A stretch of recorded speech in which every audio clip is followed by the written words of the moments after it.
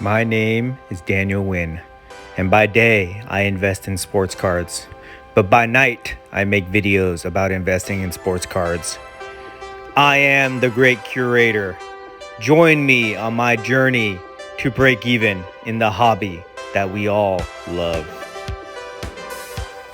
Hello everyone, I'm the Great Curator and welcome to my channel. If this is the first time that you guys are visiting, thank you so much for stopping by. I really appreciate it. The reason I make these videos is for education. This is my fun and creative way to kind of give back to the community by sharing my opinions, my perspective, and my insight with you guys on these topics and issues that I'm discussing. It's my sincere hope that you guys will find value in these videos and continue to support this channel. This is also a way for me to kind of use the YouTube platform to spread my message of positivity and civility within the hobby. I believe that if we come together as a community and set a very high standard of conduct and civility that we hold each other accountable to, we will weed out all the bad actors that are currently trying to ruin our hobby, and we will be better off for it. We can be gentlemen investors, we can be lady investors, and we can do it very easily. All we have to do is just be kind, nice, respectful, and honest to each other. Super easy, guys. We should be doing these things anyways, but if we do it and we hold each other accountable to these standards, I believe that our community will be stronger, the hobby will grow, and the values of our cards will rise. So hopefully you guys will support this message. This is my mission statement. This is why I make these videos. Please support me. You can do that by subscribing, sharing, liking these videos, and hopefully you guys will enjoy it. Thank you. Alright guys, welcome to today's video. Today we're going to be doing a kind of like a year-end review where I talk about the top 5 things that I learned from this year from doing cards full-time. Okay, let me just kind of give you a little bit of background to set this video up. Basically in late 2020, I was just like part-time, barely into the card market. I was doing a lot of research. I was focused on other things, but I was doing a lot of research on what kind of cards to get into, trying to develop a strategy. And I really didn't get full-time in the cards until the economy opened back up and card shows started opening back up in like February, okay? But until then I was doing research and I had like a strategy that I had. My original strategy going into 2021 was basically to buy up all the high-end cards and hold. Because that's really all you could do, right? You could just buy things online and just hold it. There wasn't really a good way to transact other than online. That changed though when the card shows opened up and I was able to go on a weekly basis to these card shows. And it was just a lot easier to transact with people when you were doing deals in cash. You don't have to worry about taxes or, you know, things like that. So when that happened and card shows reopened, my strategy changed. And at that time, the market was so red hot that you could buy a card and you could flip it for like 20-30% like the same day, the next day, or whatever, right? So my strategy, I kind of like deviated from that long-term strategy to more of a short-term strategy because it was just so easy to make money earlier in this year. And I fell into that trap where I put profit first. Over collecting, over long-term investments, things like that. Okay, so and then that's pretty much what I had going into most of the year up until the market started really to go down, and that we had that correction, and then I was forced to kind of change my strategy. Okay, so these are the lessons that I learned doing cards full-time in 2021. So the first lesson that I learned, number 1, is that pop counts on cards do matter. Up until like February, March, I would say the attitude at that time for most people, most collectors, including myself, is that there is unlimited demand for cards. So it doesn't really matter what the pop count was. For example, I'd be buying like Zion PSA 10 Prism base cards, right? And I think the pop count on that time was like 16,000, 17,000. It's since gone up. Since then, it's probably like at 20,000 right now, I think. But at that time, I would think to myself, oh, this is Zion. He's the hottest player in the league. There's got to be at least 16,000 people in the country or in the collecting hobby that want his cards, right? No problem. So I'd buy those cards thinking that there would be unlimited demand. And to an extent, people will always buy those cards, but the lesson that I learned about high pop count cards is that they transact more often, right? The higher the pop count, the more likelihood that they're going to transact on a regular basis. And transacting is what really affects the value of a card with the current value system that we have, which maybe I'll get into that later, okay? But basically, the more cards that are out there, the more they sell on eBay and other marketplaces, the more that affects the data that people use to determine the value of that card. That's what I didn't really realize at that time, because everything was going up. We didn't really think that things could also go down, or I didn't think so anyway. So that was a big lesson that I had to learn. And it would be very frustrating, right? You buy a card for like $800, and you know, that same week that you buy it, there's a sale for $750. Okay, so you lost $50 in value based off of that, okay? Or it go down even more the next week, and then maybe it go higher, and then you get excited, and then it go down, you know? And you're just kind of like, you're just constantly tied to those comps where they go up and down, and that's not a really good way to be invested in the hobby, okay? You don't want that type of volatility with your cards. Cards have to be, or what we call like a storage of value. You know, you put your money in a card, it's supposed to be relatively safe in that card as an investment. You don't want the card to go up and down like it's trading like a stock, right? You don't want that type of volatility. And I think that's a hard lesson that I learned with cards, is that you have to pay attention to the pop counts. So now when I buy cards, I don't buy cards that have like high pop counts. Anything over like 200 or 300, you know, that's even relatively high. I look for cards that are like below 100 in the pop count, just because I don't want those transactions to affect the value that I have in that card. The only exception to that would be like Jordan rookies, or maybe like a LeBron rookie. Iconic cards that have high pop counts, but they have super high demand that can kind of overtake the supply, then I'll do that. But for the most part, I'm not buying any of those, any cards that have high pop counts over like 300 anymore, okay? So that was the first lesson. Lesson number 2 is that, you know, in the beginning, I was stocking up on base cards, color parallels, modern cards, basically, because the idea was to stack cards. Like you know, going back to the Zion example, I'll buy like 5 Zion PSA 10 base cards, and then maybe like a blue variation or an orange variation, right? And I was just like stacking these cards, thinking that, again, these would be a good storage of value, and that, you know, like who wouldn't want to have like 5 Jordan rookies, right? So I was thinking the same thing with the modern cards. But what I quickly realized is that modern cards today, base cards, color parallels, they're like entry-level cards, okay? To me, they're like junk, basically. But a correct term would be to label them as like entry-level cards, meaning that you know, people that are coming into the hobby, they will buy those type of cards for 2 reasons. Number 1 is that's the entry-level point for whatever player they want to collect. Okay, you go buy his base rookie card, okay, or you know, if you want to step it up, you buy like a color variation of the base rookie card. Okay, the second part of that is that those cards, they hover at a price point that is feasible or reasonable for an entry-level collector. So if somebody's coming into the card market and they're not familiar with how expensive cards can be, they're not going to spend $5,000 on a card. They're not going to spend $10,000 on a card. They might not even spend $1,000 on a card. But in their mind, maybe they can spend $100, $200, $300, $400, right? That's a little bit more reasonable in their mind, okay? But with cards, it's all about perceived value.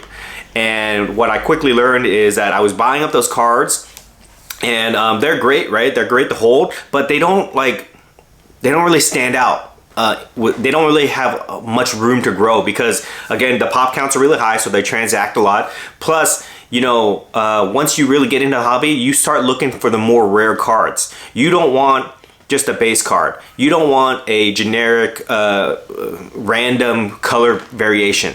You want like an auto or a patch or a very low numbered rare card to find, and you start to step up your game to those levels, okay? And I quickly realized that as I was stepping up my game, that I was like, I wanted to get out of my base cards, out of the basically the common cards, so that I could put my funds towards those higher end cards, okay? So so that was a lesson that I learned. Basically, not to buy all that junk. Okay, leave that for the entry level stuff because I was leveling up my game to like more higher end stuff, and now I focus exclusively on that. I buy just like rare cards. I don't mess around with the base cards. I don't mess around with the color variations.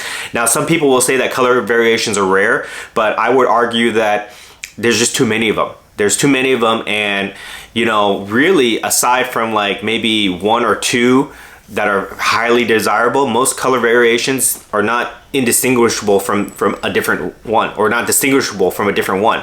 They're indistinguishable. That's what the word I'm looking for, right?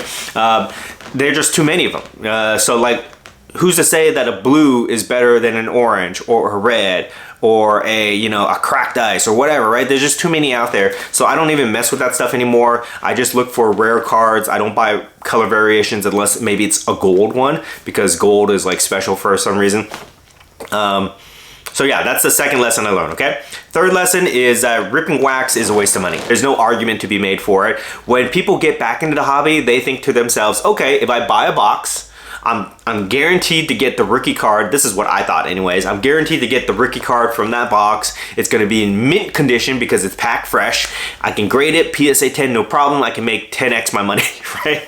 That's so naive when I say it out loud, but that's what I was doing. I was buying boxes thinking, and these were old boxes too, right? Of different years, and thinking that I would pull the best card out of there, and I would be able to grade it and make a profit. And I distinctly remember I bought a box of 2017 Topps Chrome baseball box. I was looking for Aaron Judge rookie cards, and I opened a box. It was $350, and I opened the whole box. I got one Aaron Judge rookie card. I got one Cody Bellinger rookie card, and I got like 3 Alex, whatever that third baseman for Houston is, Alex Bergman rookie cards, and that was it.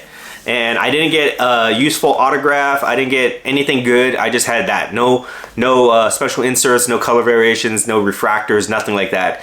And I thought to myself, damn, that sucks. I just wasted like $350, right? Okay, but whatever. I'll send it in to get graded, and then maybe I'll make my money.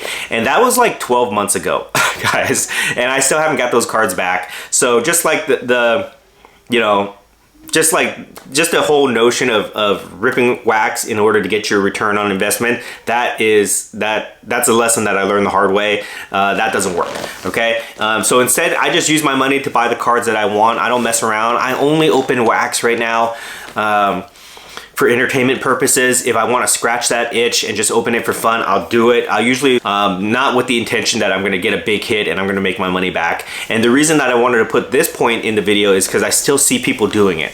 I still see people coming into the hobby, and the first thing that they do, they buy the wax, they rip it hoping to get something good, and then they don't, and they come to the card shows with like boxes of singles, raw singles that they're trying to like sell because they don't know what to do with it. They're trying to sell the whole box to people, and it's just junk, okay? So that was a hard lesson I learned, okay? Lesson number 4 is that my original strategy was to hold long-term assets, hold these cards as long-term holds and let them appreciate. But I was kind of like sucked in by the profit first mentality at the beginning of the year, where it's all about flipping culture. Okay, and that was fun when all the prices go up, but when the prices go down, it's different, guys. And what it turns into is a game of hot potato. That's the best way that I can describe it. One guy buys a card, he tries to negotiate and get the card at the best possible price that he can get. He really beats up the person, tries to get it like 70-80% the comp, whatever, and then he passes that card to somebody else. He doesn't hold the card, he passes it to somebody else, and he tries to get 100% of the comp for it, and then that person beats him up, and then they try to get it at like 80-85%, and then they do the same thing, and they're just passing the card from person to person. In my community here in Southern California, I know all the guys that go to the card shows every week, and it's not uncommon for me to see one particular card get passed around from person to person over the course of a couple weeks, and it could change hands like 5 or 6 times. There have been times when I've been at card shows and I've seen the same card change hand like 3 to 4 times at the same show.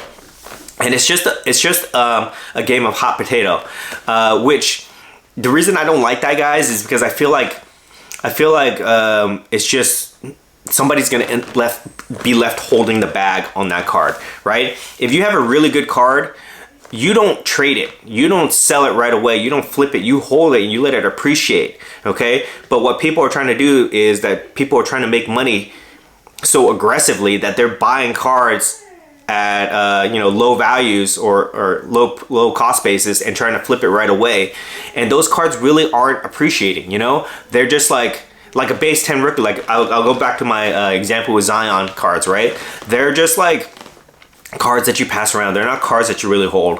And you can do that for fun. And I think I think flipping is definitely a necessary part of our hobby and what we do here. And I'll probably make a whole video about why we need flippers. But that's not an activity that I like to really do a lot. Part of my whole inventory, I probably allocate like maybe 20% of my inventory, maybe 20 or 30% of my inventory just to flipping. Okay, but the majority of it is for long-term holds because I think that's where the real value is. And just to kind of wrap up the point here is that flipping, you can make like 10, 20, 30%. That's good margin if you flip. But it's a grind and it's a hustle and it's hard work, and not everybody knows how to do it. Okay, a lot of people are not very good at sales and they can't flip and they get over leveraged, and that's when you see people get in trouble. So that's why I wanted to mention this point. But the second part of that is during the course of the year, I met a lot of like OG collectors, a lot of high-end collectors, a lot of people who are considered like legends in the hobby. And I talked to them, and the one thing that they all had in common, okay, is that they bought cards, they held the cards for a while. They bought really good quality cards, okay, like Logo Man cards, RPAs, iconic rookie cards. They held it for a while and it appreciated dramatically, and they were able to cash in on that. And that's how they leveled up their game. They weren't flippers. They didn't like buy cards low, sell high, none of that crap. They didn't waste their time on that. They bought good quality cards and they sold it after a long hold period, and that's how they got to the level that they got to.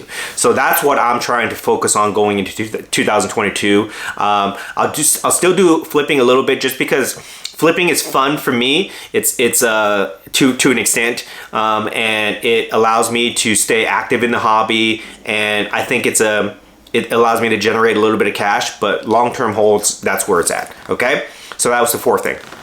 Fifth and final point that I'll share with you guys of what I learned this year from doing cards full time is that performance of a player really does not impact their card values. And the reason I want to highlight this is that when I was first getting into the hobby buying cards, I would listen to people and they're saying, oh yeah, this guy, he just got a triple double, his cards are going to be hot. Or this guy, he just scored like 3-4 touchdowns in a game, he's going to be hot. And you would buy into that hype, right? Thinking that, oh, he just, he did really well, his cards are going to be hot. But it doesn't really impact the card's values. Or another thing that people would say is like, like they have a card listed for $800 when you could buy it somewhere else for like $600. And they would say, well, it was $800 a month ago or 2 months ago, and he just scored like 40 points in a game, so it's going to go back up for sure. Right? People would try to rely on those old comp values based off of performance, but performance doesn't really impact the player's card values. I learned that, guys. It doesn't. The only time performance really affects it is if they have a breakout game, like nobody knew who this guy was, and then suddenly he was doing very well, and then people start buying his cards, or that's really it, really, because what I think that impacts the player's card values is hype. Going into the season, or big announcements related to their career, such as like they get nominated for the Hall of Fame, or maybe that's really it, guys, or they win a title or something like that. Another thing that people say is that like documentaries will impact the person's card prices. Oh, there's a documentary coming out, his cards are going to go skyrocket. People say that because of the Michael Jordan The Last Dance documentary that came out in 2020, but I've watched this over the course of the year. When a lot of documentaries have come out, they don't impact the person's price at all. What happened with The Last Dance and Michael Jordan, that was like groundbreaking content that was produced. Nobody had ever seen a documentary like that before. It captivated the country because we didn't have any entertainment at that time. And that was just like lightning in a bottle. And a lot of people have tried to replicate that over the course of this year. Even with the Tom Brady documentary that came out, it didn't really push his cards when that came out. Man in the Arena, right? So that stuff doesn't really, the hype around that stuff doesn't really do anything. What really impacts card prices is hype going into the season, because people are speculating on the player's performance. But other than that, that's pretty it. So that's pretty much it. So I don't really follow performance on a day-to-day basis. I don't speculate based off of players' performance because I think they're going to do well, or that they're doing really well and I think that they could do better. None of that stuff. I just look for undervalued markets and undervalued cards, and those are the kind of cards that I buy. Okay. All right. So yeah. So that's pretty much it, guys. Those are the top 5 lessons that I learned this year. Actually, I learned a lot, to be honest. You know what? I'm going to give you guys one more. I'm going to give you one more bonus lesson here. Okay. The 6th lesson that I learned in 2021 is that nothing in the hobby makes sense, okay? That is the lesson. Nothing in the hobby makes sense. You think that cards will go up, then they go down. You think that they're gonna go down, and then you'll see a big price hike, right? Nothing in the hobby really makes sense. Everything is very subjective. Everything is based on emotion and hype and things like that. You know, you'll have guys like Sports Card Investor that will dive deep into the analytics, and there's value in that. I don't do that myself, okay? You have guys that are purely speculation and say these are the top 5 cards that you should be buying because of these reasons. I don't really do any of that stuff. Nothing really makes sense to me. I just do what I like, okay? I buy cards that I like, I collect things that I like, I follow sports that I like, and I just have fun with it. And that model has served me better than trying to figure out the system, figure out the science behind sports cards. You know, in the beginning of the year, I was really heavily into all that stuff. I watched all that content. I studied the analytics. I studied the trends, all those things. And it just like, things did not pan out the way that we thought they would, right? And things that did appreciate or blow up were things that nobody ever suspected. That's the big overall lesson that I learned this year, to be honest, is that nothing really makes sense to me. You just gotta have fun with the hobby. Don't overanalyze it. Don't overthink it. Don't take the fun out of it. Okay, just enjoy it for what it is. Collect what you like, buy what you like, and you will do fine. Okay, guys? All right, so those are my top 6 lessons that I learned for 2021. I'll probably do another video if you guys want about my strategies going into 2022, but I just kind of wanted to get this out there. I thought it'd be a good time to get that year-end review for you guys. Let me know what lessons that you guys learned this year, okay? Because I know everybody learned lessons, okay? Because of the way that the hobby went up and down this year, everybody learned lessons, whether they were good lessons, hard lessons, or bad lessons. We all learned something. So please put it down in the comments, share with me, share with the other members of the Curator Army what lessons that you guys learned. Let me know your thoughts on that. Please like, subscribe, share, all that good stuff. And I will see you guys in the next video. Thank you. Bye. I'm the great curator, the ultimate gentleman investor. Yeah, the great curator always stays till the gold digging hour. So watch out, all you bad actors, 'cause you don't have the slabs to be kind and civil and polite to us all. I'm the great curator, the ultimate gentleman investor. Yeah, the great curator always stays